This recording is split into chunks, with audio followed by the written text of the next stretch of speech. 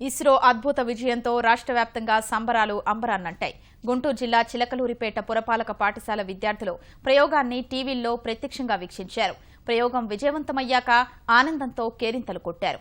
Vijayawada SRR కళాశాలలో జరిగిన సంబరాల్లో ఎమ్మెల్యే బొండా ఉమామహేశ్వరరావు, ఎమ్మెల్సీ బుద్ధా వెంకన్న పాల్గొన్నారు. టపాసులు కాల్చి మిఠాయిలు పంచి ఆనందాన్ని పంచుకున్నారు. విజయవాడలో భారతీయ జనతా పార్టీ యువమోర్చా ఆధ్వర్యంలో జాతీయ పతాకాలతో ప్రదర్శన నిర్వహించారు.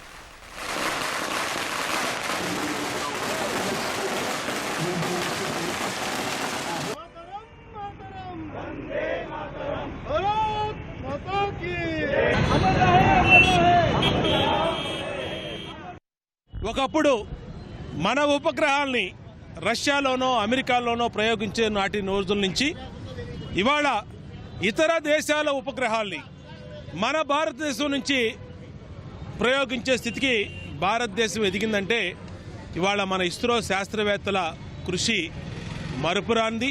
ఎప్పటికీ కూడా ఈ రోజుని ఎప్పుడు కూడా భారత జాతి మర్చిపోలేదు. అందరికీ కూడా హృదయపూర్వకంగా మరి ఇస్రో శాస్త్రవేత్తలకి ఈ సందర్భంగా శుభాకాంక్షలు తెలియజేస్తూ సెలవు తీసుకుంటా ఉన్నాం. మన భారతదేశం గర్వించదగ్గ విధంగా మన శాస్త్రవేత్తలు రాకెట్ ప్రయోగం చేసి చాలా కష్టపడి కూడా వాళ్ళు చేశారు.